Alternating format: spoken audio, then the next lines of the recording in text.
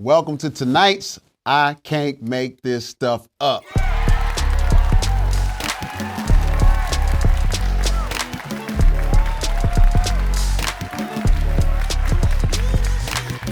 To start on a serious note, genocide in the form of war is going on as we speak.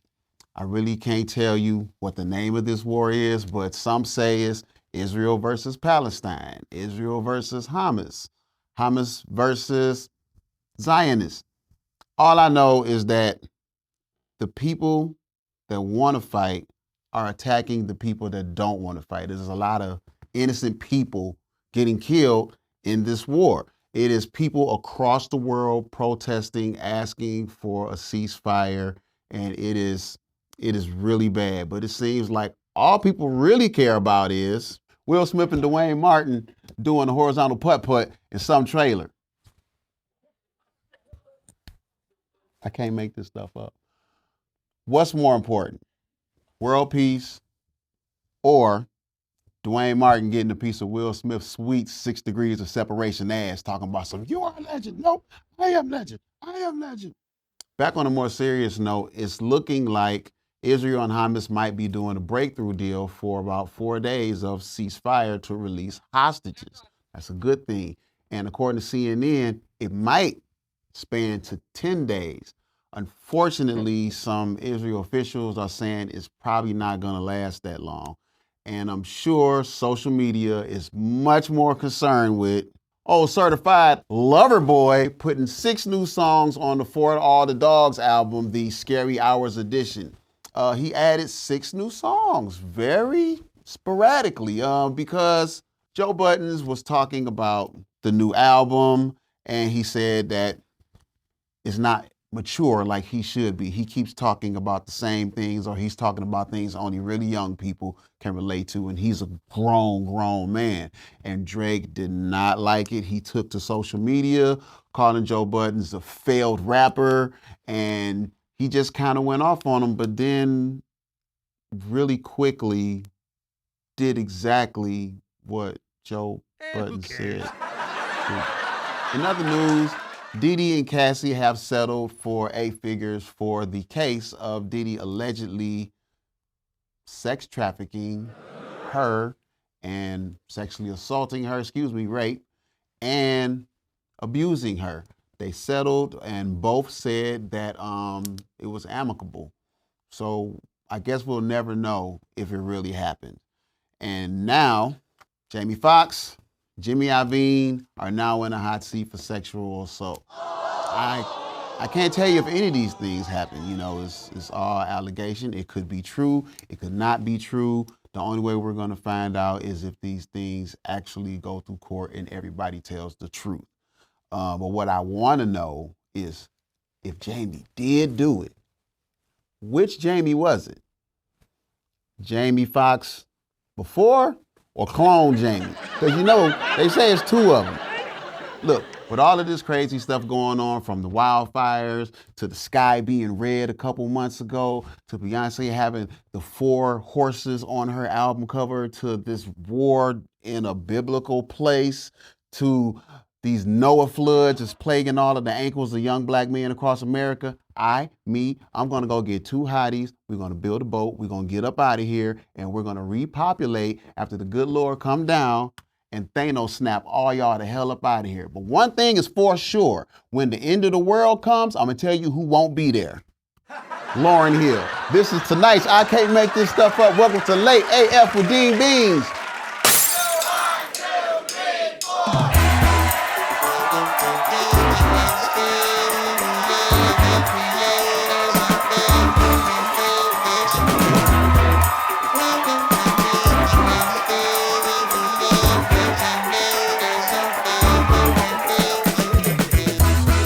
All right. Welcome to another show. So for those who don't know, I have an array of friends, an array of guests. We have had psychic mediums on here. We have had the king of knowing ancient civilization on here. We've had a super dope psychiatrist on here.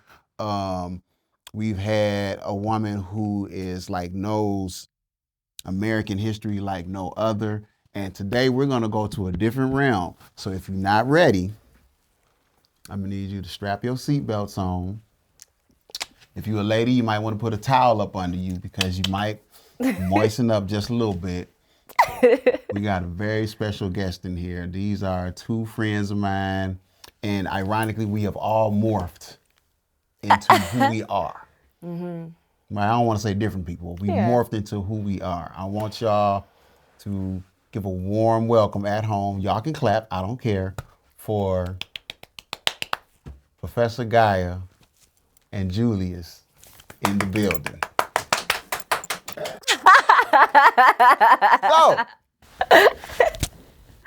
So I got a podcast called Whole Ass Podcast, right? Okay. And one of our episodes, the title was A Stewardess Will Suck Anything. Mm-hmm. And I didn't know that stewardess was a derogatory term. Mm-hmm. So I found out that the correct term is flight attendant. Do not say stewardess because it's bad. Yes, sir. So I learned that. So now I'm sitting in front of y'all. Mm-hmm. I want to know, what is the term that you guys like? Because people say porn star, they say adult film actress. I don't know. What is the term that you guys prefer? You want to go first because mine's layered.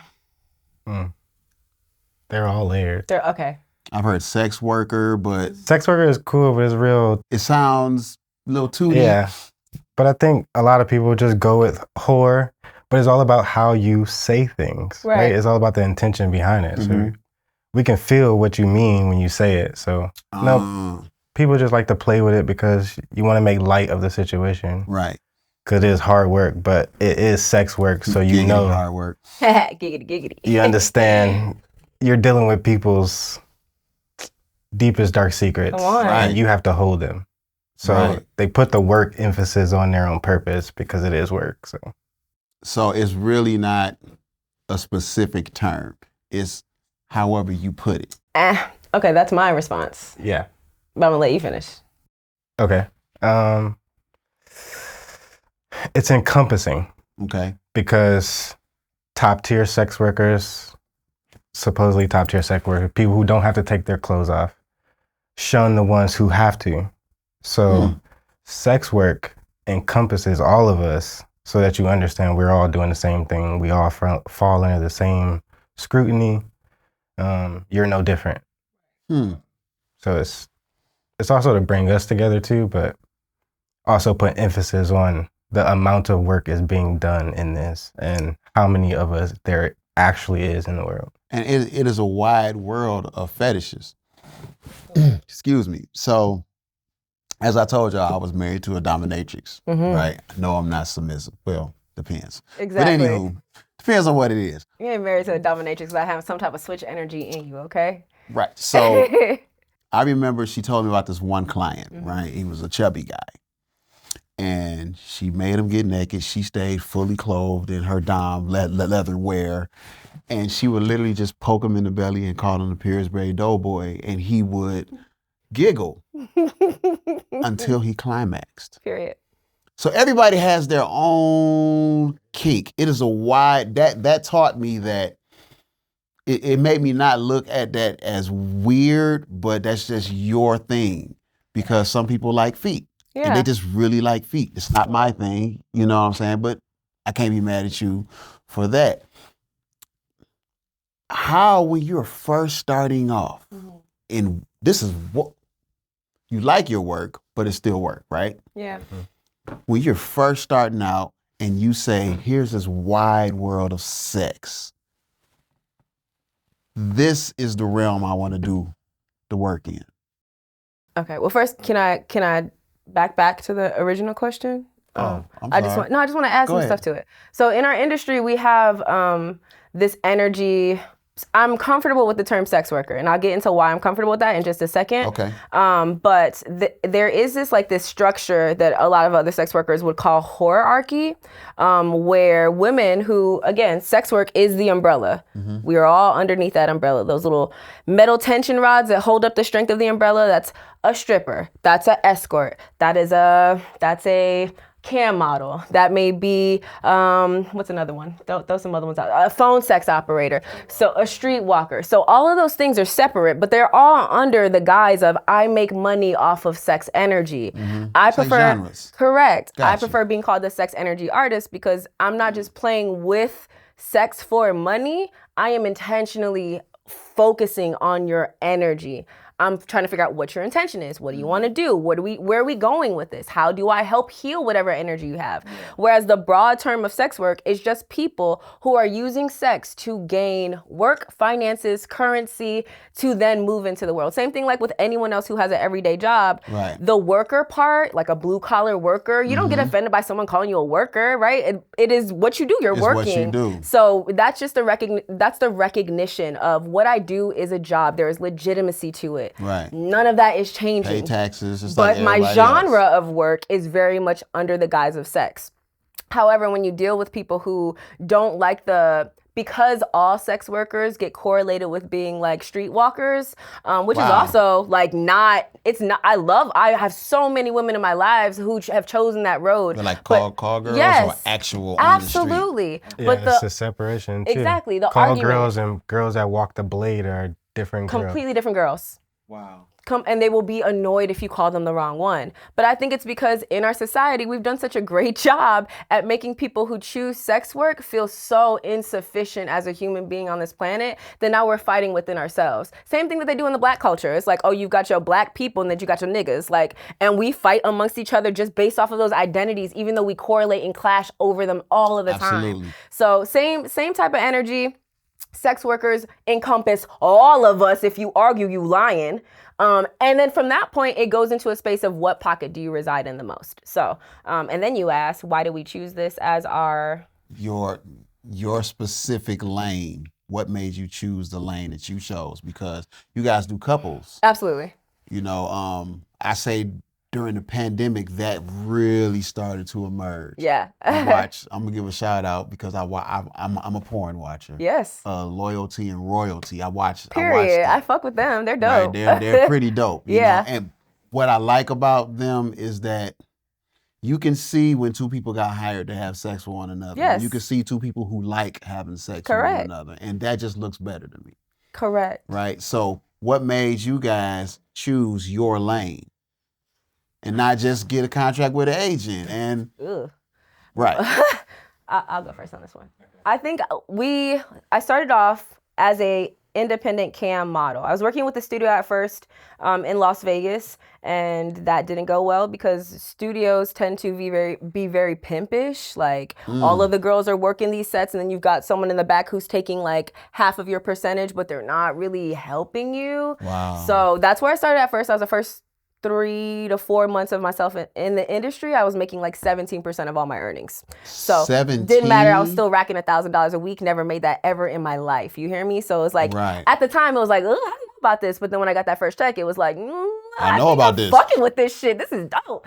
So I started off as a cam model, and then from that point, I recognized that industry of being in a studio was not for me because I'm just too aware. So I was arguing with the manager all the time. Right. By the time I left that building, that whole building got shut down. You hear me? Holy so cannoli. I don't play. So so from that point, I went home. I recognized that I could do this at home, and immediately they were like, "Do you have a partner?" And I was like, "I do have a partner, but he don't do this shit." So I brought it to his attention. I was like, "How do you feel being a part of this?" And he was like, "I don't know. I'm into cameras, but I'm not into being the actor." So, and I was like, "You don't have to act. We could just do what we do on camera." So I think at first there was a little bit of a hiccup of like, how do you present yourself?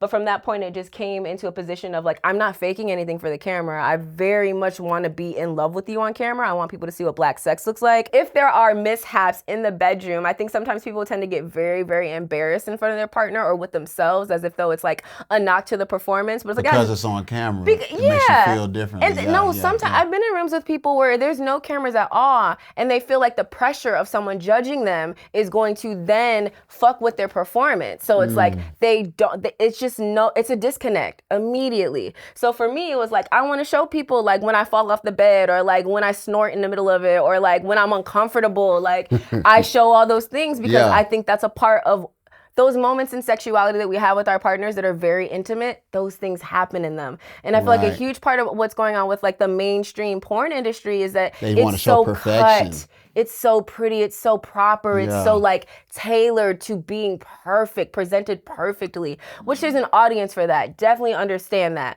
But I'm very much about the natural body, natural relationships. How do we show people that it is okay to be sexual, be comfortable with their perspective of sexuality without then challenging themselves and their partner to then destroy their sex life? So I'm gonna have to backtrack because you Please. said something that I didn't know. Okay. I thought you guys just started doing y'all thing. So you guys were together and you started doing your thing. Yes. So let's put you in the mind frame of back then. This is my lady. I love her. She wants to do this for a living and she goes and do it.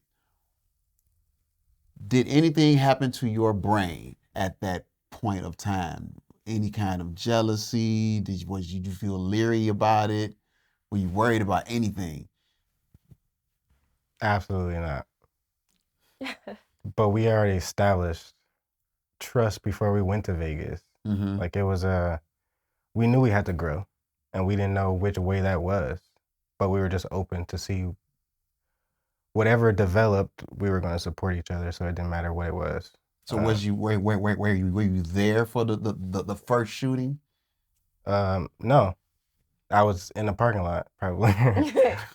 I just dropped her off mostly, and I was still like trying to be a photographer in Vegas. Got you. So no, I was very much wanting her to do it because I understand the economy. Yeah. I understand history. So I was very much excited and understood where it was going to take her. Right. She can control her narrative when it's just her and a camera. There's no one else in the room with her, which allowed her to develop and master her sexuality for herself. She had to turn herself on, just her and a camera. You see what I'm saying? So which I watched her become masterful in seduction through practice over the span of these years, you know what I'm saying? So what we watched Janet Jackson do, what she was choreographed to do, she has mastered. Perfected. So that you just took me to a whole nother question. Your own sexuality. You can both answer. Of course. Man, we got our thing For sure. too. When you are embodying your sexual self, how do you get there? Can you get taught by somebody else? Do you learn? Do you have a mentor or? You could definitely get pointers. You could definitely have sex mentorship. I think that's important because sometimes we can't talk about the things that make us uncomfortable with our partner, especially when our partner is of the opposite sex. Because it's like there's definitely things going on with my body and my feelings and my thoughts that you're just not going to connect with because it's not your space, it's not your lane, it's not your path. So as a woman, I think it is important to have your kiki sessions with your friends or find someone else who is very comfortable in their sexuality so then they can tell you some of the things that they've done to maybe open your mind. Of the same sex. Yes, but I'm going to tell you like this. As someone who has done those things and been a sex worker, majority of my growth has come from me challenging myself in these situations. So I'll say like the first time I was asked to do like an anal session on my live stream, at first I was like, I'm not into this, right? And even now I don't really play with anal play like that much. We do a couple of fingers or whatever. Sometimes I'm real trying.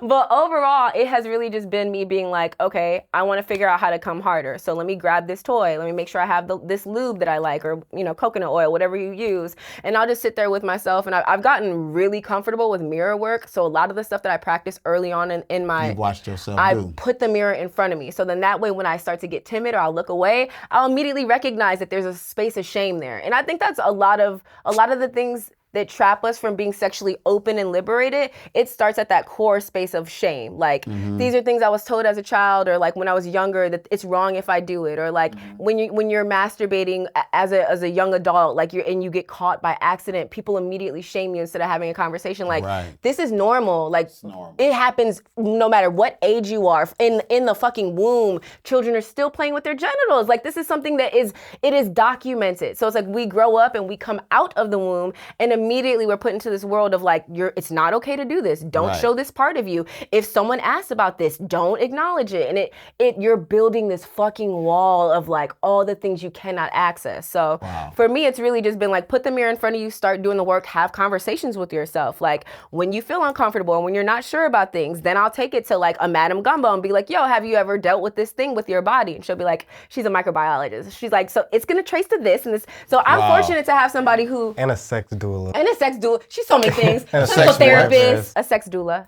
Doula. Yes. What is a sex doula? So a sex doula is pretty much a surrogate of sexuality, right? A teacher, because there's surrogates share their body. Doulas are mostly sharing their experiences and helping guide you through. Understood. So she is very much that. So when I have these questions, I have had people in the industry that I could reach out to be like, I have a block here, what do I do with this block? And she might give me a little guidance, but at the end of the day, I have to do the work. Right. So I still have to try it by myself, and then I'll give her the results, and if I don't like it, we'll try something different, or she'll suggest something different. But it's all stuff that resides within. You know your blocks. Someone else can watch you and see your energy get stiff when you hit a block. But then if I acknowledge what your block is, you have to be vulnerable enough to be like, I want to talk about this block. Most people don't. They shut down. So it's like you get into a space of like constantly repeating the same actions of, I want this, but I don't know how to acknowledge it. I won't give myself permission. Now I don't want to talk about it. You're making me uncomfortable. I'm not available anymore. So it's like, if you don't do the work yourself and you try to do it with your partner, you are going to be mad at your partner by the end of that practice. So here's something funny. Go for Usually it. when I interview people, Yes. if they speak for a long time, I cut them off unless they saying something that need to be said. Received. So high five. Bitch. You saying what need to be said. Because I've done it, and it's hard and it's painful, but it's so necessary. So here's a funny thing about it. The second somebody, now I know the correct term, I can use it. The second somebody is considered a sex worker, it's a load of shame that comes from people who learn how to have sex from sex workers and love to do the things that the sex workers do. Why is it that it's so taboo for somebody to per se know somebody that does these things that they actually like? Well, I don't understand. Why is that? Why do you think, at least? My immediate answer is going to be affiliation. Birds of a feather flock together. Fuck together. I'm stay going to together. say social contracts, mostly. To be a sex worker means you are free, which goes against church, state, your family, everything that is all set up for you to be this person. Knowing a sex worker means that you have some inkling outside of what this community wants for this community. So most zip codes are set up for the nuclear family. If you are outside of that, you're fucking up our nuclear family in our community. So you're completely ostracized out of that. Do you guys think that some people feel like the realm of sex should not have money intertwined with it? Or you just think they just all full of shit because they like to do all the freaky shit too? I think all money goes to sex. And that's why they don't want you to do it up front, because we have middlemen in between these things, so that someone's getting paid while everyone has sex. You have to buy condoms. You have to buy birth control. Come on. People are getting paid off sex. Come on. It's just that every magazine cover. We're teaching you how to do it yourself, and then we ultimately lead to more natural, holistic things for you to do these things, which go against big pharma, big everything. Yeah. So we become enemies of everyone. Yeah. Because we are giving stuff out for free. How healthy is sex? The healthiest. Can you cure a cold with some pussy? Yes. Really? Yes. Vitamin C and some pussy for sure. Truth, yes. Like naturally, absolutely. Increasing your heart rate to increase your body's temperature. Burn off that fever. Naturally. Well, they do say the cold virus can survive in certain temperatures. So if you just smashing all the time. It's not even all the time. It's how much energy are you putting into smashing. Because if you're a lazy fuck, you're not sweating. You're not burning anything. How are you doing these things? Wow. So, okay, I'm going to go back to the first time. Yes, sir. Y'all did a scene no, first time you did a scene. Okay. Okay, this is what I want to do. Haven't done it before. I'm about to put this out to the world. A lot of people I know don't even know. Yeah. I shoot this scene. Yeah. Now It didn't start that way. We started live. Yeah. Live. We didn't start with content. No. We started live. Okay, so let's say, boom, we're about to do this. Yep. Did family know? No. I told my mom for sure. I definitely told my mom. Yeah. Okay, the mass majority of people don't know. Nah. I'm about to do this thing, and once I put it out there, it is out there. Yeah. Were there butterflies? Oh, insane. Because I know women that the first time they strip, Yeah. a lot of them get blasted Yep. because they got to work the nerve up. Yep. So how was it when you, that first scene, y'all went live, so that means y'all screen is pinging like crazy. For sure. Was it a distraction? What was the experience like mentally? You want to go? Well, one, I made a mistake by looking at the comments. Oof. I read the comments and I was like, you're talking to my girlfriend. We got to fight. So, oh, wow. So first it was like, ugh, I got to kill everybody. But then it was, so there's no blood here. It's here, right? Okay. Red first. But then now was a black dick in the room. So then the conversation starts to switch. But she's been working by herself for a couple of months at this point. Mm-hmm. So she's already gained her individualism, but also dominance. So when black dick got in the room, they immediately chose to give me dominance. And that's not what that was. It's her show. You see what I'm saying? So we immediately had to like approach and then teach our audience, like, just because there's a dick in the room does not mean this is my show. You understand? Right. Wow. And then I'm your submissive. You hear me? So you're saying even in the porn industry, what people see on the camera is patriarchy still. Oh, without question. Yes. Wow. I feel like a huge part of why it's been so successful is because of pornography. Wow. Where do we focus on the woman's orgasm in porn?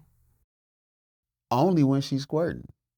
And is that the only orgasm a woman can have? No. Is that the hardest orgasm a woman can have? No, it's not. So what are we really talking about? Well, are we talking about ejaculation for women? So if I was to put it in dummy terms, all right, go ahead. Think like a dummy.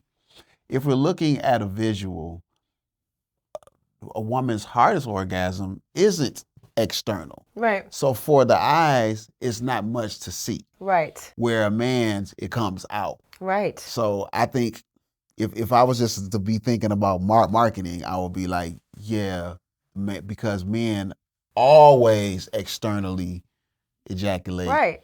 That's probably the more thing to see. Right. That I would focus on. So it kind of makes sense. Right. But the women who do, right, they probably get a boatload of views. Oh, yes, they do. But what system are we playing in? Are we playing into a male-dominated system that wants Absolutely. to purchase that? Or are we dealing with women who are also watching porn and still don't see representation?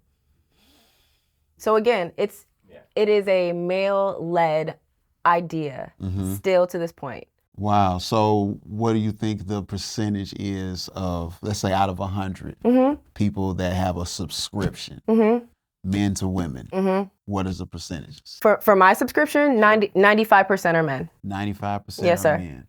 Out of that 5% of women, how many of them are masculine?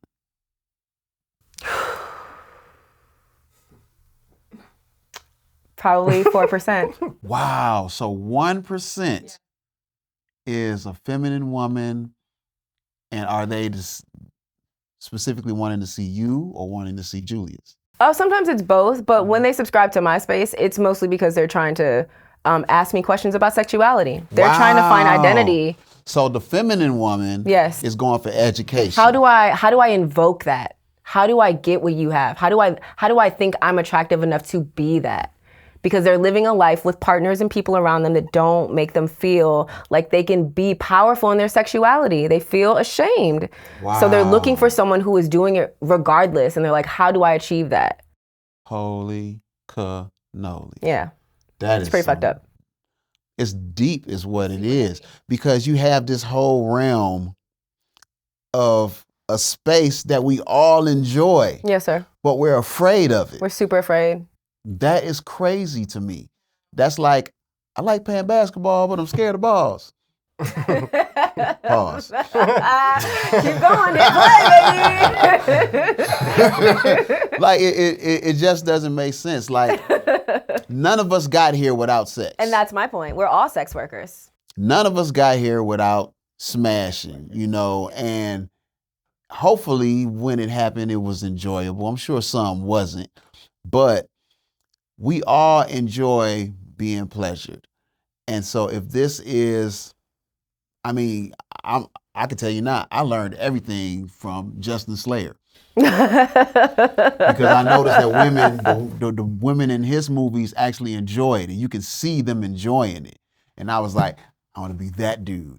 And I started doing the stuff he did, and boom, we in great space. Come on. Right? So I think everybody should just indulge on their own and see what you like. Yeah. And then you emulate whatever it is you like and get whatever energy you get, and then you bring it to the table. Right. This is so crazy. Okay, so wait a minute. Let's talk about the money part. Okay, go ahead. Because this is a real trippy part. So y'all know who Bad Baby is, right? Yes, I do actually. That's the Cash Me Outside girl. Yes. Catch Me Outside girl. In her first year, she made over $42 million. Correct. Right? Yes. Then you got Black China. She made, they're saying 240 million, but when she says it out loud, I don't know if it got something to do with the case or whatever. Right. She said she made $2 million in 2 years. I don't believe it, but whatever. Still millions of dollars. Yeah, absolutely. Right. So if you look at the average teenager, yes, teenagers are sponges, kids are sponges. Absolutely. They see what everybody's doing. So you see mom and dad work these regular jobs and they're stressed out, depressed, and all of this. But then you see Suki Hana having the ball saying the most wildest shit you could possibly think of. For sure. And you're seeing Bad Baby disrespect her mom. And next thing you know, she said, I got OnlyFans. She makes $42 million. Mm-hmm. Do you think in the near future, there's going to be way less kids wanting to be doctors? Oh, it's already happening. And lawyers. It's already happening. And having to go to college. Right. Because all they have to, I don't want to say all like it's nothing, because I know it's a lot to it, but they don't have to go through years of school and go through college debt and have and study and all of that. They can just learn their sexuality. Yes. And pick up a camera, learn how to use it, and learn how to market and make. I know everybody don't make millions, right? But they could be 1,000 there, 100,000 there. What is that going to say for society in the near future when we actually do need some of these people to work these jobs? I think it's great, because I think a lot of natural born sex workers are doctors for no fucking reason. And I think that's how you get male practice. You're like forcing people into high paying jobs because that's the only high paying jobs in our society. And I think giving people other opportunities for jobs, especially using their sexuality to make a little money or at least get out of debt or fall on our natural instincts of divine femininity or your looks. Like, why is it bad to use what God gave you to make some money? I think it should be your first job, especially when patriarchy exists, especially when they're looking at you when you're 18 in the first place. Right. Her OnlyFans is safe. She don't have to have sex with nobody. She is making money off of things you looking at her in the first place. And if she makes $42 million off of $42 it, million. I think society's sick for giving her that money because you want to see an 18-year-old so bad. She was It's only not- 18? As soon as she hit 18, Yes. Oh, wow. she opened her OnlyFans. That's the sick part. Wow. It wasn't kids giving her money. I'm sure there was kids there, Mm-hmm. but majority of those people are over 35. She can see her analytics. You know what I'm saying? Mm-hmm. And made her a millionaire real Immediately. quick.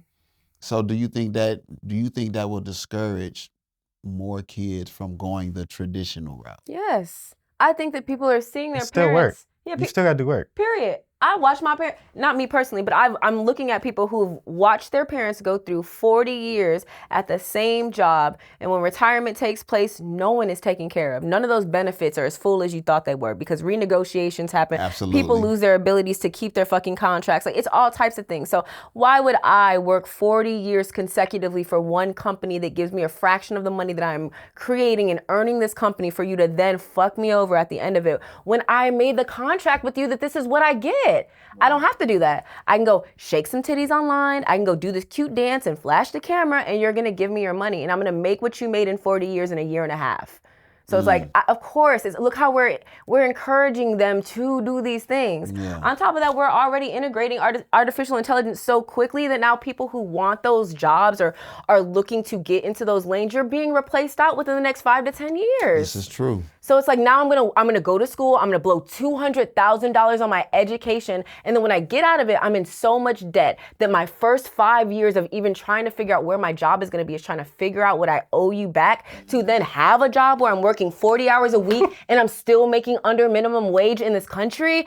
Hell no, I'm bouncing titties until they're sagging to my feet, bro. I'll have more roll them up fun. and bounce them again. And that's a fetish. So it's like, What are we talking about? It's a long titty fetish? Yes, there is. There's an all titty It's fetish. a new industry. All categories I'm curious about are open. everything. Who got this? I'm gonna pay her to see what that looks like. I've never seen that before. What is the, I don't want to say strange, Oh, but it what gets is strange. what is the most out the box thing y'all have seen? You got one? Don't Because I got even a different know. one. We were just having this conversation. We don't even know what vanilla is anymore. No. So Because the bar is so far. So just to educate people, for people who may not be aware, there's a spectrum in sexuality. And one side of the spectrum tends to be the vanilla space of like, this is the stuff that most people do in their everyday marriage. So it's like missionary, maybe some riding, maybe some light spanking, but people don't even spank. That's kink too. So I think I'm pushing, again, I don't know vanilla. So it's all of those things of like. Time out for the people who don't know what vanilla is. Right. Give it a definition. That's what I'm doing right now. That's what this is. So vanilla is very much the introduction of sexuality. The things that anyone at your church would say is okay. So again, that's missionary. That is, I feel like saying riding is that's too far of a stretch too. And doggy style feels like that's a lot too, because it's all of the socially introductory- acceptable things. Right, but what's socially acceptable when it comes to sex? Again, don't we're know. arguing the same fucking. So I don't know. vanilla's over here on this spectrum of like the people who will do the least amount of experimentation in sexuality. The people who are like, this is my thing. I want this and this alone. Don't take me over there. And then on this side, you've got your extreme kink fetishes, right? These are the ones where it's like you're tied up, you're upside down, you're getting spat on, you're getting smacked, you're getting ran through by several people. Like every type of gangbang, everything. That's your knife play. It's so many levels of like It is. of sexuality that I'm not even thinking of. But so with that spectrum right there, right, you have to recognize like, am I comfortable with these things or can I lean over here? What parts of me is comfortable integrating these types of kinks? So, And that makes them even scared to explore. Like you have to walk in the room at least yeah, and look around is how I Yeah. feel. On your own. Just walk in Absolutely. the room and just look. that's voyeurism. You don't have to sure. have to participate, just Right. look. And I'm saying that figuratively because rooms can mean a lot of different things. Absolutely. And once you see something, you can say, no, I don't like Right. that. I don't like that. The only thing in this room I like is this. Right. And that's okay. And that's recognizing your limitations. Yes. Or your wants. That Right. thing might have been something you never even thought of. Right. And I just don't think anybody could necessarily, I can walk you to the room and say, Yes. have at it. let me know. But it's overwhelming if you do that. So sometimes it's really comforting to walk into a space with someone else who has the experience. But then I think the issue with that is sometimes the person who is experienced doesn't have the patience to not act. So you have to be brave enough if you're going to walk into like a kink friendly space or just a place where you're exploring sexuality. You have to recognize that like this is a journey that you're going to take by yourself, even if you are with other people. It's like, yes, you are here with me. I can hold your hand the whole entire time. But at some point, I'm going to see something that interests me. And it is up to you to be like, I'm comfortable enough to stay a voyeur and continue to look and ask myself what I'm interested in. Or I'm going to then put myself in a space where I'm challenging myself and I want to participate. Yeah, I feel like at some point you take the training wheels off and say, go ride. Mm-hmm. And you might fall and skin your knee. Yes. Get back on the bike and ride it. I'm not holding the training wheels no more. Absolutely. And once you say, okay, I'm good riding this bike, now I can say, let's get this two-person bike. Yes. And let's go do this, let's go do that. But you have to have the balls to just walk in the room and just look. Yeah. On your own. That's how I feel. So outside of that, we're going to take a quick break. Yes. Because what we do is something that I really love. We come from a musical background. Period. I love introducing the world to artists. That's beautiful. I've been doing it for a minute. The whole time. Right. So we came up with this show called The Booth Top, where we go on different rooftops and we show people performing songs. So we're gonna take a break and then we're gonna come back. I got some more questions. Let's go to the booth top. Came to franchise, Detroit. What music does for me is it inspires me. It encourages me. It guides me. It points me. It warns me. It's trendy. Music is show and tell for me.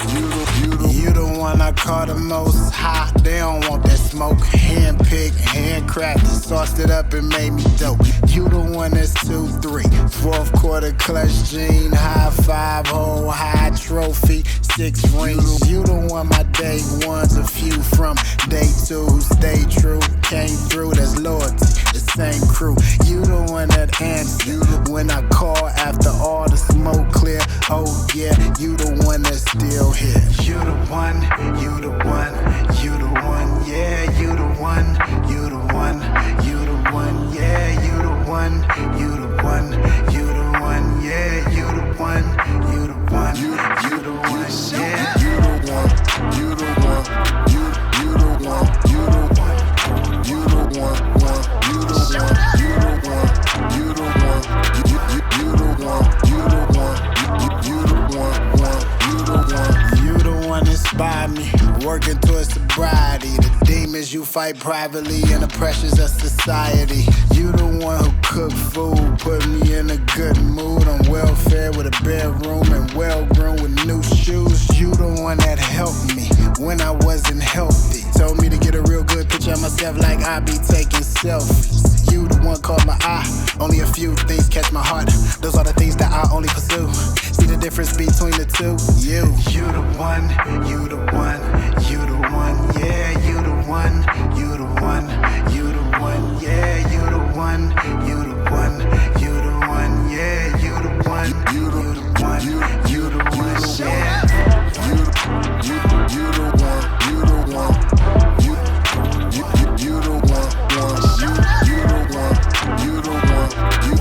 the one, you the one, you the one, you the one with 2 kids, 2 jobs, 2 live. The headaches be too big. You keep digging. That I did. I persevere. Feel like the only person here with a gig, but no career. Would purposely make purpose clear. You the ones that said I couldn't. You the one that said I shouldn't. You the one be dream killing. Good thing I ain't listen. You are the the one I be calling anomaly. Friends are defining, especially honesty. Those that I lost, I'm like, why would you lie to me? Ain't even mad cause you showing me who you. I no longer blame, life goes on, things change. You the one that kept me sane. Ashton, Avon, Nova, Rain, overcame, Novocaine, Maine. I can feel it again. You the one, keep going. You the one, yeah, you. Rolling. So that was Keem the Franchise with You the One. Make sure y'all look them up. Keem the Franchise, KeemDafranchize on all streaming platforms. That song is called You the One. I chose that song for a reason. Because you guys are a couple. And You the One, that's some couple shit.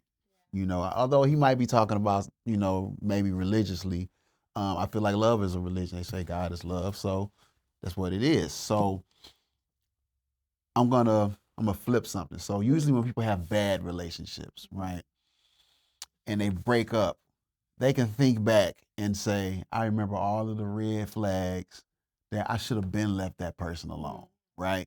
So we were all friends for a long time before you two even got together.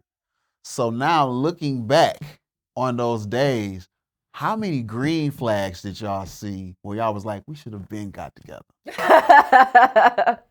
You go first. It was Lola's. It was who? Lola's. Where I met Lola's. Lola's. Where we met everyone. Do you understand? Yeah, we all met, yeah, Lola's. Do you understand this point on the earth that we all met? Yeah. Yeah. Rest in peace, Sparrow. Is crazy. Yeah. But yes, Lola's. I got invited by Myron, of course. I just got out of the military, 2008. Mm-hmm. And Damon Dye had this drink called a Long Continent, which was a Damon Dye. a double Long Shout out. Island, Mm-hmm. and a bowl of olives because you need those. Shout out to Brandy. She was a bartender. Oh my God. Yeah, and it was, I think, Ashley Michelle's birthday, and Ashley, yeah. she went up there on these dial boots and a big fro and glitter everywhere and a choker and some pink motorcycle gloves. Probably an ascot tied to the side or something. Tall, all the noise. And then you just heard everybody get quiet in Lola's. And it was just like, and then you know her, she's, it's my Bubbly. friend's birthday. It's like, oh yeah, that's why I'm here. Yeah. 3 years later. 5 years later. 5 years later. Yeah, years later. Yeah. I think for us, like, I think there were a lot of green flags, but I think the timing was fucking horrible for us. Like, it was great because we got through the things we had to get through to get to each other, but it was definitely like, okay, well, I was out of a relationship, he was in a relationship, and then the girl he was in a relationship with, I ain't playing no games with this bitch, she crazy. So, so I'm gonna let that relationship move, and however it moves, cool, if we find each other, great. And then he went to the military, so then, and I was in a relationship when you went to the military, and you came back, I was in a relationship. So it really was very much like us just being friends with each other and just having the conversations that we needed until we recognized, like, there's a lot of things that I want and I feel like you're saying them, like, so, but I don't think at first, I for sure did not know because I was just so used to dealing with trash boys. So I think it took me a really long time to recognize what it was to have someone in your life that was supportive. Like, I almost felt like I didn't deserve it. I didn't recognize that I needed that. I was kind of just like, this is the type of guy that my mom dated, and this is the, like, so you don't even recognize you're making the same mistakes, but then somewhere in the relationship, you're just kind of like, this is not what I want. But for him, it was like, every time I got to a point where I felt like we don't understand each other, boom, immediately we're having a conversation about it. So, and I would never had that type of reception from anyone prior to. So immediately, as soon as the conversations were able to be had and we moved through them, like, and we didn't fight physically or didn't get out of pocket or disrespectful, I was like, no, I can work everything out with this guy, like, until I can't. So, but the energy's been consistent. So pretty much all the interactions was green flags. They've Y'all always just been had great. to recognize it. Yeah, and make space for, and push the people that we didn't want out of our lives. So here's the funny thing, because I've had situations where I was like madly in love with somebody I was that cool with. y'all cool with. But it's always, I don't want to fuck the friendship up on their part. And I go, why would you not be with somebody that you get along with that well? Don't understand it. So you guys were attracted to each other physically. For sure. Okay. For sure. Well, maybe this ain't like how I fucking look. Whatever. For sure. But I think that people need to have that core friendship. I think to you're stay right. together. I think you're right. I think that attraction is a part of it, but I'm not attracted by physicality. I'm very much attracted to energy. Like, I've always been that. It's like, do you make me laugh? Can I be myself around you? Do I have to pretend to be like this pretty bad bitch that wear heels all the time and lashes? Can I put on baggy pants? Are you accepting that? And it's like, he loved that shit. He was like, ooh, I love a tomboy girl. Like, put my pants on. So like, as soon as I got into the pocket of recognizing he's going to receive me at any version of myself, is I don't care about anything else. I mean, clearly any version of yourself, because he was like, go ahead and shoot a movie. That is, it don't get no more accepting than that. For sure. Like, for sure. Like, and that says a lot about the security a man has within himself. Ooh, baby. That says a whole lot. And I'm not saying every man needs to follow the same path. However, a lot of men are worried about the next person being better and taking that person away. And you went so far into, nah, y'all can even do that. I'm still good. Yep. That says a lot about your confidence. What do you think, if there was any kind of exercise a man could do to build their self-confidence and not be so jealous, what would it be? That's a hell of a question. That was a great question, actually. I think it would start with male friends. Mm-hmm. I think that's a good practice for her to like have interactions with another male figure in her life that's not a family member. Mostly because, one, you need to build that trust with her to understand. Oh, you mean your lady having a male friend? Yes. Okay, got you. Yes. Because it gives you a sense of security that she's at a restaurant that you think she's at, Mm-hmm. or you could, y'all track your girlfriends anyway. But I think allowing her the space to have another platonic male energy around her would also build your confidence, because you'll see she'll gain different things from that person because it's an individual and not just because he has a penis. You know what I'm saying? He's lived a different life. He's going to teach her different things that you're probably not interested in. And you just I think have he to got to be realize, like, oh, hot dude. She got to have a hot friend, because if he look like Quasimodo, you just ain't going to think she want him. He be the one to be eating. It got to be somebody, in my eyes, it got to be somebody that you like, she could mess with him if she want to, and then you build your security. I think your confidence is too high too. My confidence is too high? Yeah, it just has to be any male figure in their life. It could be the guy at the resort, right? We watch videos of masseuse massaging their girlfriend. They're mad that he's touching her. You know what I mean? It don't even matter if they speak the same language, it's energy. And if you don't establish that with your girlfriend, you're going to always be jealous of it because you don't have it. You know, when I realized that I wasn't fazed by it, I got cheated on. And I seen the text messages. They were so descriptive of all the stuff that they did and was planning on doing. We're going to do this in the movie theater. And I'm like, and none of that made me mad. I was mad at the deception. That's the only thing I was mad about. Yeah. And then with that same person happened again. And I was just like, it's kind of pissing me off that you would go through great heights to lie to me. And then I was like, why am I not mad that she is smashing somebody?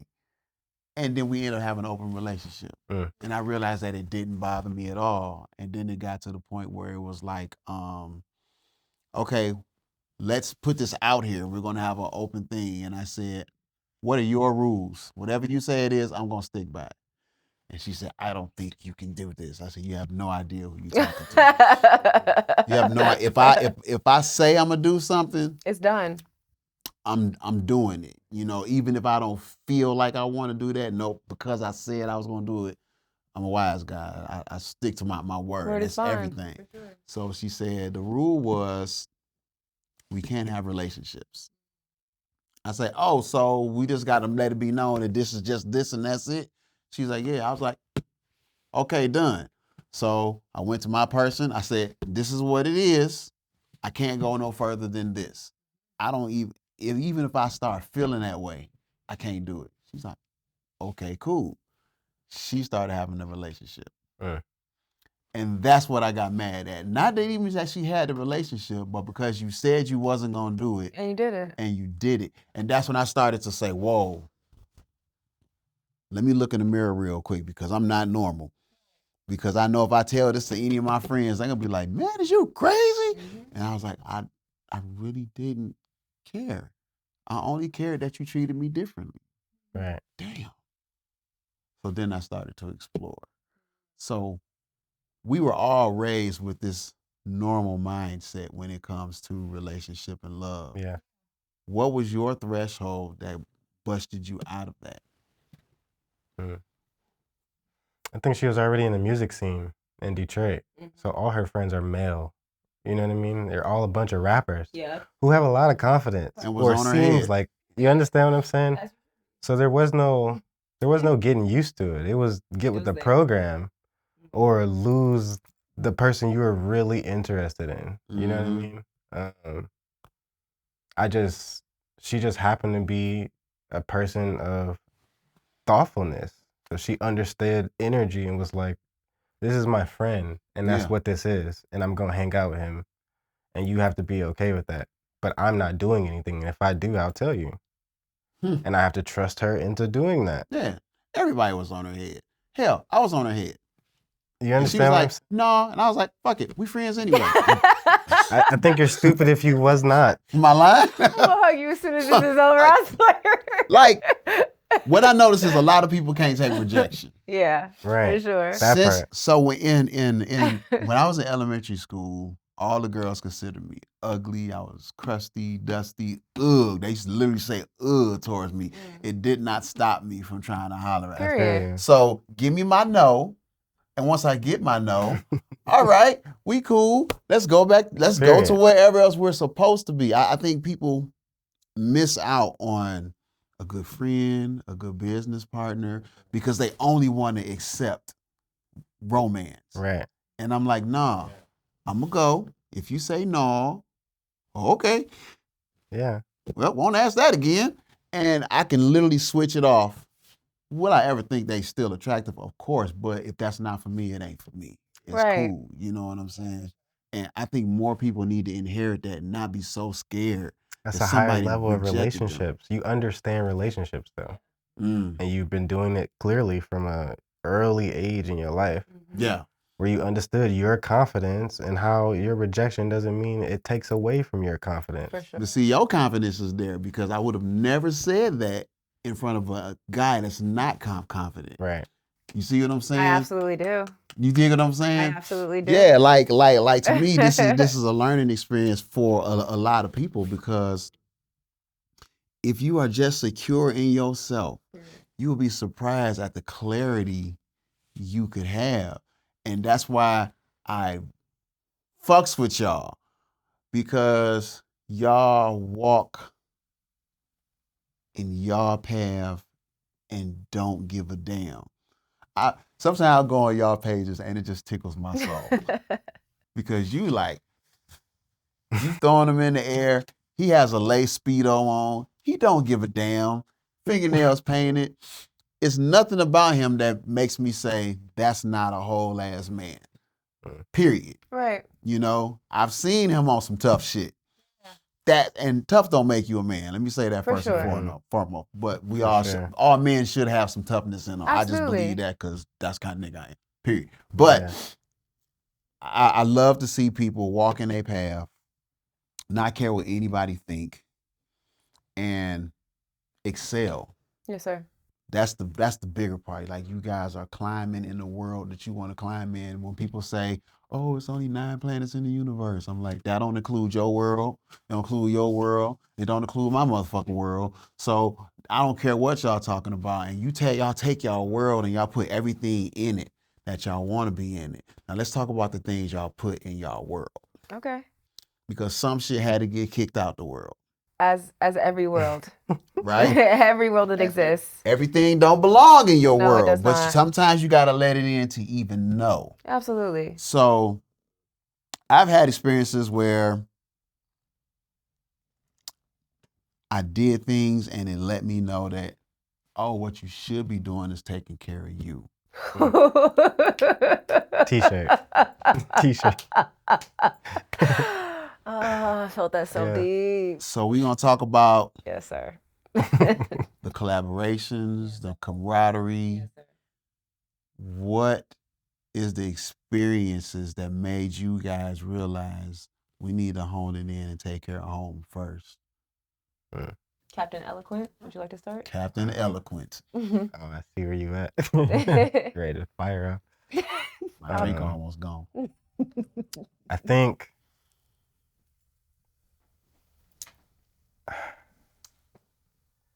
this is where the amateur porn industry and the professional porn industry are different. Okay. Professionally, you do not get to know the people you are working with. And I think that's important because of the type of emotions that go into knowing someone and then having to have sex with that person. That's why we all love that one night stand. Because you don't have any ties with this person. You do not have to take on their energy or their problems or their boundaries or their kids or their time. They got to get up in the morning. You don't have to do any of that. But when it comes to sex workers or women who think they want to be sex workers, you're dealing with raw energy that they don't know that's there yet, that's attached to their sexual trauma. And it doesn't have to be like abusive sexual trauma. It can really just be, I've never come before. Period. And if you make that girl come on camera, now her fetish is coming on camera. You see what I'm saying? Like you can, it's not always negative. You know what I'm saying? You can also cause,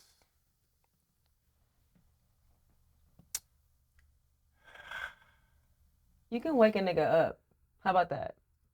you can shake somebody awake with your energy. Like, because we're a sex energy artist and we're like moving energy around, we're not just having like one night stands or drunk sex. The energy becomes so much that usually we're crying after these sessions or For sure. they're enlightening. You yourself. Yeah, sometimes. Wow. For sure. Because you're pulling stuff out of each other and you know you're doing it for the world to see. You know what I'm saying? You're doing it so that other people can learn from it. At least that's why we're filming. You know what I'm saying? But with that comes great responsibility. Oof. Yeah, because that sounds like it's very dangerous in the wrong hands. And there's not enough mental health therapists in this industry to help you beforehand to know who to screen and how to film them, and afterhand how many people finds out about this one video that you didn't think watched porn, but everybody watches porn. Everyone watches porn. So it's never like my mom find out. It's about my second grade best friend found out that I did porn. Or just knew my boss. Do you understand what I'm saying? Yeah. So with professionals, they've already been through this. They already understand this. They're already taken on those responsibilities and they chose to move forward. Yeah. And with amateurs, you can get into a bubble where you just have these 100 fans and no one else is the wiser until you get with somebody with more fans. And that collaboration can cause tidal waves, for sure. How many people in the industry, if you was to give a percentage, enjoy the on-camera sex? It's become a fetish. So a lot of them enjoy it, but I wouldn't say a lot. I would say definitely your top tier porn stars are having fun. Okay. There's very few of them that are up there that are like being abused or drugged out or something like that. There's a lot Yeah. of But I don't for think they're. professionalism. I'm sure that's in there somewhere. Yeah. But I've seen some where I could tell she wasn't enjoying it. Yeah. You know, she wasn't moist, and they Yeah. had to do other things to get her there. Yeah. And it was, and you know, she was just going through the motions. You could see it sometimes, and then sometimes you could really see when somebody is enjoying themselves. Yeah. So it took a long time for me to even watch y'all movie. Mm-hmm. You say that first and foremost. When I came out to Vegas, I knew. Right. But what do I say to y'all? So, y'all doing porn? All I could do was say, hey, so what y'all do? And you was like, making money? I was like, let me just leave it alone. Whatever. Because awkward space, these are my friends. I just want to see my friends. Yeah. But I knew about it. I Yeah. had never seen it. And it took a long time. Yeah. You know, and then somebody texted me a video. So I'm Good real marketing. Good marketing. yeah, somebody Thanks, texted me guys. a video. What video they text you? Which one was it? Describe it. I'm sure I know it. I know y'all was in the bedroom. The lights was kind of purplish. It's one of the free ones, which For it ain't that sure. many, right? Sure, yeah. It's one of the free ones. So they sent me it, and you know, with iPhones, you see a screenshot, and I felt conflicted. Do I hit play? These are my friends. Like Yeah. both of them are my friends, and I literally reverted back to the normal person's state of mind. Mm-hmm. People's privacy, yada yada yada yada. She Right. didn't tell me she was doing it. Maybe I shouldn't. Yada yada yada yada yada. And then the part of me was like, every single show I had, she and he was front and center. Period. So Yeah. I'm supposed to support, but part of the freaky me is like, but I like this kind of stuff. I don't know what to do. And, you know, eventually you get out of that what I was thinking. And it's like, yeah, this is porn. I'm into you know this. what I'm saying? You know? And I don't know why. I stopped and I said, this is shot really well. And I was like, dang, Julius he knows shooting like nobody else. For sure. Pun intended. Period. You know, I was like, this is shot really good. Yeah. And I was like, so I go and watch another movie. Mm-hmm. And I'm looking at another movie. Like, I'll go into a tangent of just movie. And I was like, none of these are shot this good. And Yes. That's it. the art of it all. It's always been art. So I watched another one Yeah. of y'all's. And I watched, I had thought that this company, I think it's called Blacked. Yeah. I thought they shot their stuff really well. And then I started to notice like they just got one light. Right. I'm like, no, this is cinematically shot. Look at this. Like, this is a movie. And it blew me away. Pun intended. We're going to keep all the dirty jokes Come in on, here. I like them. But it blew me away. Part of me felt weird Yeah. because we had never had a conversation. Right. Like, if you'd have said, oh, it's cool, man. Squeeze the squirrel to death to that stuff. I'd have been like, oh, okay, I feel good about it now. I was conflicted the whole time. Yeah. So when it comes to friends finally catching wind and actually visualizing what you guys do, Yeah. how was it accepted to them? And however they accepted it, how did it affect you guys? I'll go first. I think that at first I wasn't sure. The first year, I for sure was not sure if this was it for me. I was like, I enjoy sex work, but I don't know if this is what I'm going to do forever. Mm-hmm. But a lot of that was shame-based. Mm-hmm. So as I considered who I was going to tell and who to like include into the journey, most of my responses were people questioning me and just being like, you don't have to do that. You're smart, or and it immediately started to create this space of they were separating themselves from me just after these conversations. Mostly it was because of, like I said earlier, sometimes the idea of if your friend is doing this and I'm friends with you, that must mean that you're also interested in doing this too, as if though people can't have separate lives. Like, so a lot of, and I was younger too. I'm 35 now. When I first got into the industry, I was 25 going on, literally 10 years ago. It's like, been 10 it's been 10 years. years. Yes. So for the last 10 years, for the first couple of years, it was people not recognizing what sex work was, or they were assuming that I was doing certain things in sex work, or maybe I was in other categories. And instead of them having the understanding or maybe even the awareness of how to initiate the conversation, they were just making the assumptions. So they would shut me out without even really asking any questions. It was immediately like, oh no, you're doing that now. Like, I don't really get into it. Like, do what you do. And it just went cold turkey. So a lot of my relationships have been on pause, or there's been no correspondence in the last decade. So me coming to Detroit now, I'm rekindling a lot of relationships because it's like they're now older. They're recognizing like I could have had a different conversation with you, or maybe I could have talked to my partner. She wouldn't have been jealous, or all types of things. So for me, it's mostly just been a space of like recognizing that this is my journey. What do I want to do for myself on this journey? And recognizing that even though I love you and you're my friend, if you don't agree with this, like I'm going to allow you to live your life. I'm going to live my life. But I will say, like, going through that process of losing people that I had built incredible relationships with, it's mentally fucking draining. Like, you're already talking to thousands of people in a week who are asking you for sexual favor. And it's like, that's not negative. I love that part. But it's like, there's one part of me that's already being dragged. So it's like, okay, I'm tired sexually. I'm tired by the end of the week. So it's like, and then I'm just talking to Julius, who's my partner, but it's like, he's also a sex worker. So it's like, I don't have any normalcy anymore. So I try to reach out to people that are, and it's like, when I talk to, right. And if I talk to them about work, then they have to question their relationship at home. And it's like, I'm not intentionally making you question it, but these are conversations we should be having. That's because of an old saying, if you hang, and I'm just going to say it, if you hang with hoes, whole shit happen. Correct. But at the end of the day, and like, even today, we was all in the dressing room.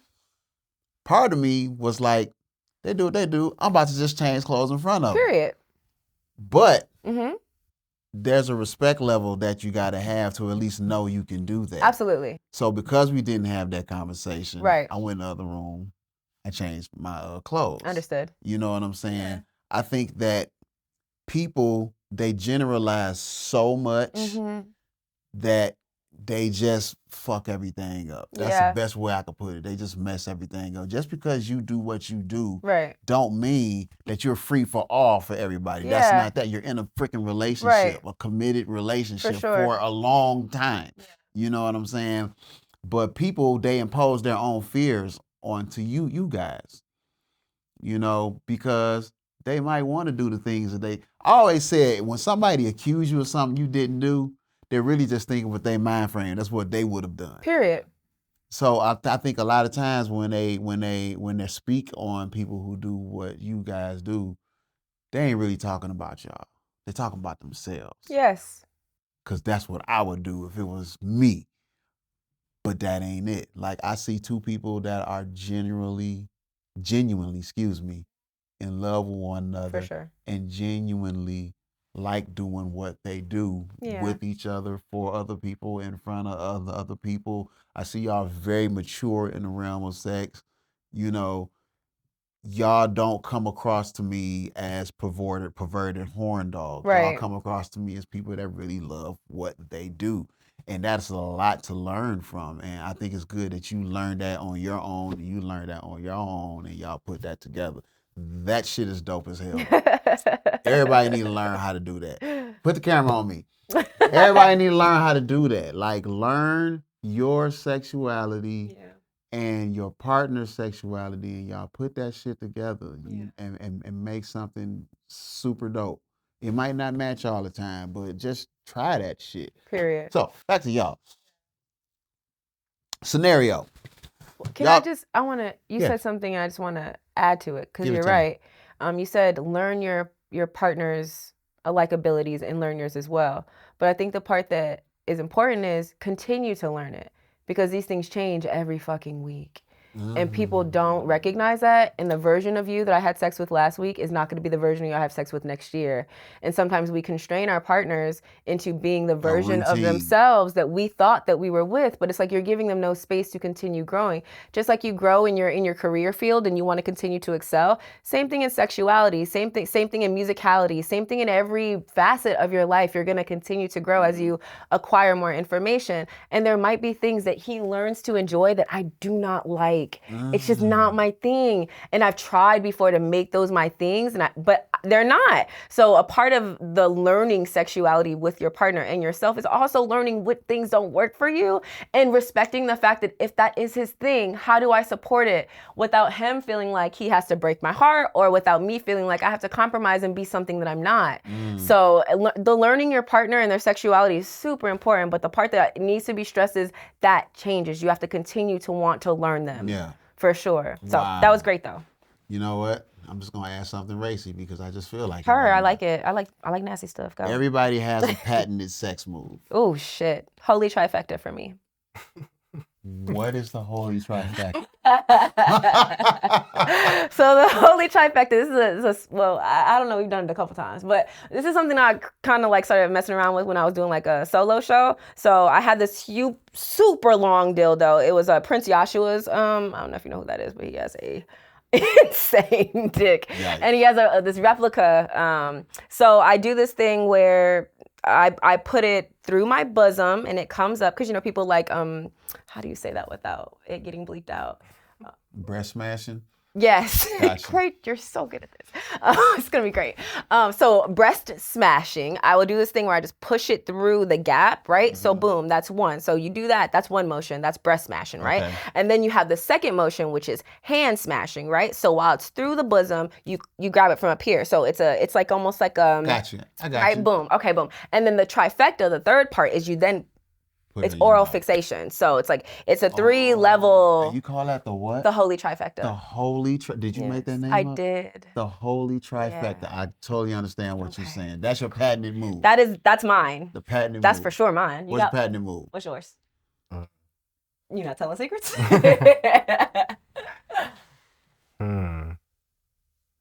It's a couple of. Well, my favorite one is when I'm flogging someone. Oh, okay. Flogging. So like when you're using floggers to flog someone. I've seen you.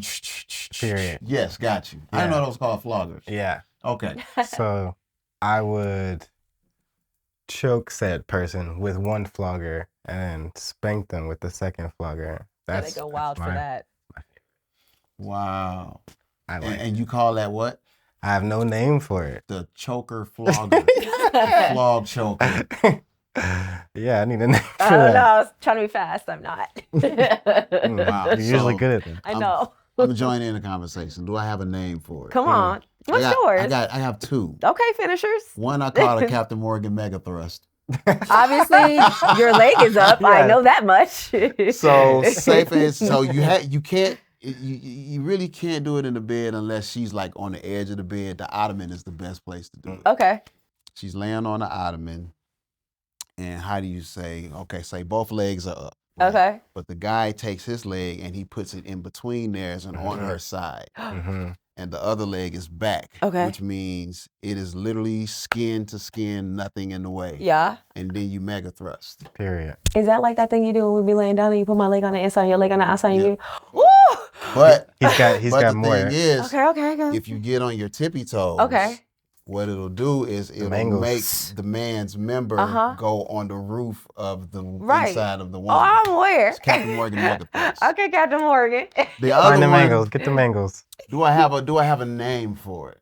I don't. Okay. I don't know. Maybe y'all will give it a name. Okay, go ahead. Maybe y'all will do it in the I'm movie. gonna do it. Go. Y'all do it in the movie. You gotta Okay. show us how the shit go after. So the guy has to grab you, Uh-huh. flip you upside down, Understood. stand up, Okay. and you have to angle your legs to where it supports you on his waist. Okay. He goes up against the wall. He puts his hands on the wall, Okay. and he's eating the box. Okay. Eat a and box. he's face smashing you at the same time. Ooh, What would you call it?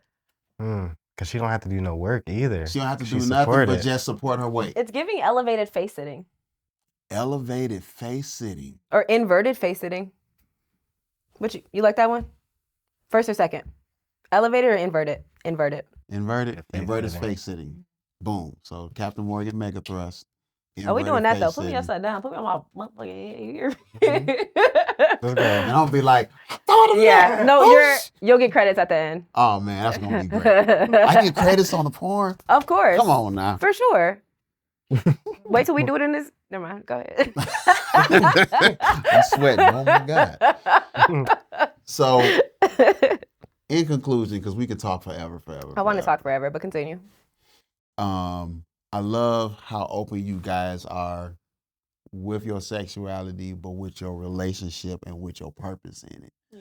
I think that gets lost in a lot of movies because a lot of people just watch it just to get off real quick. Yeah. But I've heard that those kind of people lose intimacy at home. And you guys are bringing that intimacy to the camera. And I think that's something that people need to really recognize and learn from. So that is really freaking dope. Like, that's super dope. I knew this was going to be a dope interview. We got to do it again. I would love to. And when y'all do the Captain Morgan Mega Thrust, I'm going to high five the screen. Like, psh. Matter of fact, take your hand and high five the screen. Don't be like, but thank y'all for coming. Thank y'all. Thank you for having us. Glad y'all in town. I'm glad we back reunited. I love that. And this is gonna keep going. This is, give me my camera. This was great. If y'all do not watch Professor Gaia, remember I said that, Professor Gaia and Julius. You can catch a couple free clips just so we can reel you in. I know that's what that's for, right? Yeah, of course. The Pornhub will reel you in, but you have to make sure you actually go and pay for the real content. Now, I'm not saying that's not real, but the stuff that you don't get to see is way more than what you would see on the free stuff. Absolutely. Where can they find it? ProfessorGaia.com. ProfessorGaia.com. Who don't know how to spell Gaia? Gaia. Period. How about you? Which one you want to send them to? We're in the midst of putting everything we've ever shot on blackpornmatters.com. So really, wow. The website's next. You guys should really. I don't know. I don't know if y'all do it, but couples should really get in contact with you guys. I would love that. That would be dope. Yeah. They should really get in contact because it is so much to learn from y'all. Thank you. Yeah. Not just, I'm about to go get my coconut oil and whack off real quick. Like, no, it's a lot. Good job, coconut oil. Oh, coconut oil is shit. Yeah. Super. Yeah. Yeah. So, thank y'all. Hey, y'all. We going to be out of here because I'm going to keep running my damn mouth. Yep. Late Night with Beanz, Professor Gaia, Julius. We out.